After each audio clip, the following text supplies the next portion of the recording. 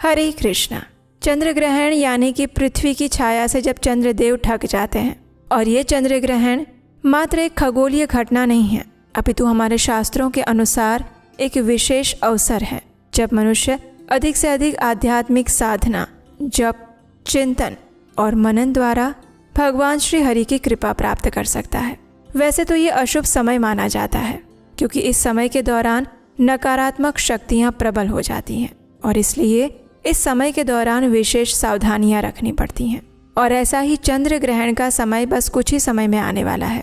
तो चलिए आज के इस वीडियो में जानते हैं कि इस बार चंद्र ग्रहण कब लगेगा, सूतक काल का समय क्या रहेगा, गर्भवती महिलाओं, वृद्धों और बालकों के लिए सूतक काल का समय क्या है, चंद्र ग्रहण की समाप्ति कब होगी, और क्योंकि इसी दिन फाल्गुन पूर्णिमा यानी होली का दिन है, तो इसलिए होलिका दहन कब किया जाएगा, इन सब के ऊपर आज हम बात करने वाले हैं। तो अंत तक इस वीडियो को अवश्य सुनिएगा और अगर अच्छा लगे तो इसे लाइक करके शेयर कीजिएगा।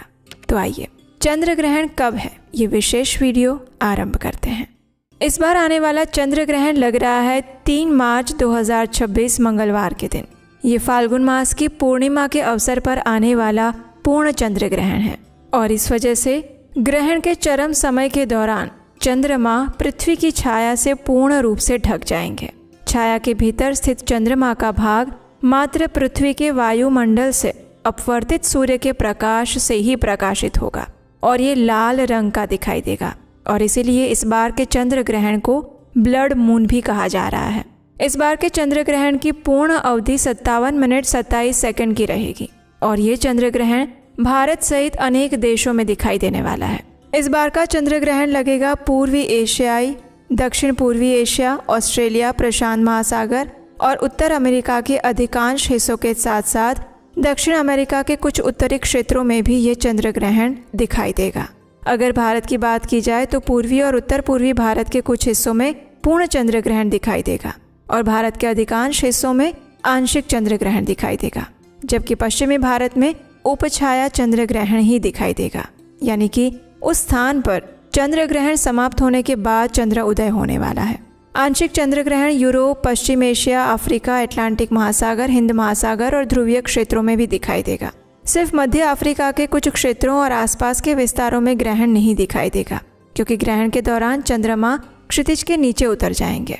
तो इस प्रकार से इस बार का जो चंद्र ग्रहण है वो सभी जगह पर दिखाई दे रहा है और इसलिए भारत में भी सभी जगह पर इसके सूतक काल के नियम लागू होने वाले हैं। तो इसलिए ध्यान रहे, इस बार के चंद्र ग्रहण में हमें हर प्रकार की सावधानियां बरतनी होगी। इस बार जो चंद्र ग्रहण लग रहा है उसमें सूतक का समय शुरू हो जाएगा सुबह 9:39 से और ये सूतक समाप्त होगा शाम 6:46 पर। सूतक काल वो समय होता है जब चंद्र ग्रहण या सूर्य ग्रहण लगने से 9 घंटे पहले का समय माना जाता है और वो अत्यंत अशुभ काल होता है। उस समय के अंदर कोई भी शुभ मांगलिक कार्य नहीं किए जाते हैं। इस समय के दौरान अधिक से अधिक भगवान के पवित्र नामों का जप किया जाता है, दान दिया जाता है। सूतक काल के दौरान किसी भी प्रकार का भोजन नहीं बनाया जाता है और खाया भी नहीं जाता है। लेकिन विशेष परिस्थितियों में जो बच्चे हैं, वृद्ध हैं, बीमार हैं, गर्भवती महिलाएं हैं, उनके लिए सूतक काल का आरंभ होगा दोपहर में 3:28 से और ये पूरा होगा शाम 6:46 तक। तो इस समय दौरान ही उन्हें सूतक काल के सभी नियमों का पालन करना होगा। इस दिन चंद्रोदय का समय है शाम 6:26 पर, तो इसलिए जो पूर्ण चंद्र ग्रहण है वो शाम को 6:26 से शुरू हो जाएगा और शाम 6:46 तक वो समाप्त हो जाएगा। तो स्थानीय ग्रहण जो है उसकी अवधि 20 मिनट 28 सेकंड की मिल रही है। अब देखिए, इस बार फाल्गुन पूर्णिमा पर होली का दिन भी होता है और अगले दिन रंग वाली होली या धुलेटी मनाई जाती है। लेकिन होली वाले दिन शाम के समय हम होलिका दहन करते हैं। तो क्योंकि इस बार चंद्र ग्रहण आ रहा है तो इसलिए होलिका दहन का समय भी चंद्र ग्रहण समाप्त होने के बाद ही प्राप्त होगा, यानी कि होलिका दहन का समय 3 मार्च को रहेगा शाम 6:47 के बाद। चंद्र ग्रहण और सूतक काल के समय में हम कोई भी शुभ या मांगलिक कार्य नहीं करते, इसलिए होलिका दहन की जो पूजा होगी और अन्य जो भी विधि विधान का पालन करते हैं वो सारा किया जाएगा चंद्र ग्रहण समाप्त होने के बाद, यानी कि शाम 6:47 से लेकर रात 8:50 के बीच में। इसी समय के दौरान इस बार होलिका दहन किया जाएगा। और इस बार जो पूर्णिमा तिथि आ रही है उसका आरंभ हो रहा है 2 मार्च 2026 को शाम 5:55 से और ये पूर्णिमा तिथि समाप्त होगी 3 मार्च 2026 को शाम 5:07 पर। तो इस प्रकार से पूर्णिमा के जो भी व्रत, नियम और उपवास और स्नान दान आप करना चाहते हैं वो आप 3 मार्च को कर सकते हैं। प्रातःकालीन स्नान, दान इत्यादि 3 मार्च के दिन ही करना शुभ रहेगा। लेकिन 3 मार्च को क्योंकि चंद्र ग्रहण का समय है, इसलिए उस दिन पूर्णिमा के अवसर पर आप सत्यनारायण भगवान की कथा नहीं कर सकते। लेकिन आप अधिक से अधिक भगवान के पवित्र नामों का जप कर सकते हैं, उपवास का पालन कर सकते हैं और दान दे सकते हैं, क्योंकि ग्रहण के समय के दौरान दिया गया दान मनुष्य को अक्षय पुण्य फल की प्राप्ति कराता है और ये अत्यंत पुण्यशाली माना जाता है। ग्रहण के समय में जितना अधिक से अधिक आध्यात्मिक कार्य और साधना की जाती है उसका अनंत गुना अधिक फल प्राप्त होता है। और इस बार का चंद्र ग्रहण पूर्ण लगने वाला है और वो भारत में भी दिखाई देने वाला है। तो इसलिए विशेषकर गर्भवती महिलाओं को विशेष ध्यान रखने की आवश्यकता होगी। अगर बहुत ज़रूरी नहीं है तो आदर्श स्थिति ये होती है कि वो घर में ही रहें, अपने गर्भ की रक्षा के लिए भगवान नृसिंह देव से प्रार्थना करें। अधिक से अधिक विष्णु सहस्त्र नाम का जप कर सकते हैं, हरे कृष्ण महामंत्र का जप कर सकते हैं और अपने गर्भ को ढक कर सुरक्षित स्थान में रहते हुए अधिक से अधिक चेतना भगवान श्री कृष्ण के ऊपर केंद्रित करके रख सकती हैं। ग्रहण का समय अत्यंत संवेदनशील होता है और इसीलिए हमारे शास्त्रों में बताया जाता है कि समय के दौरान अधिक से अधिक आध्यात्मिक कार्य करने चाहिए।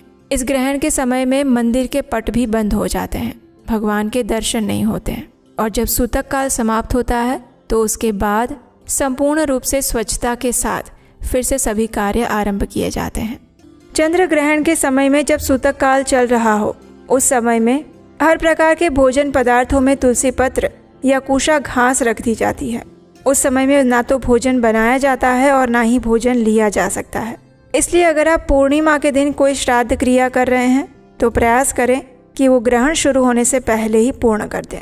अब ग्रहण समाप्त होने के बाद गंगाजल मिले हुए जल से स्नान करना चाहिए। ये नकारात्मक ऊर्जा को दूर करता है और शरीर का शुद्धिकरण करता है। इसके साथ ही ग्रहण समाप्त होने के बाद संपूर्ण घर में गंगाजल युक्त पानी का छिड़काव कर दें।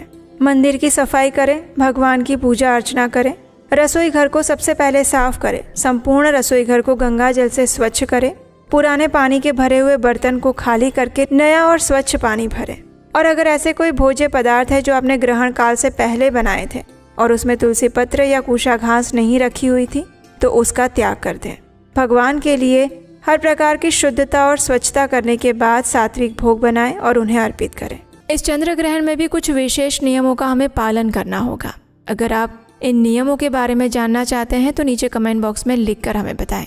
अगर आपकी इच्छा हुई तो इस चंद्र ग्रहण में क्या करें और क्या ना करें, इस पर भी हम एक विशेष वीडियो लेकर आएंगे। अगर इस ग्रहण से जुड़े हुए आपके कोई और प्रश्न है तो भी आप हमें नीचे कमेंट बॉक्स में लिखकर बता सकते हैं। अगर ये वीडियो अच्छा लगा है तो इसे लाइक करके बहुत सारे लोगों को शेयर कीजिए और अगर पहली बार इस चैनल पर आए हैं तो आपके अपने चैनल उपदेश अष्टकम को सब्सक्राइब करके रख लीजिए, क्योंकि यहीं पर आपको मिलेंगी वैदिक ग्रंथों से ली गई प्रमाणभूत जानकारी बिना किसी मिलावट के। हरे कृष्ण।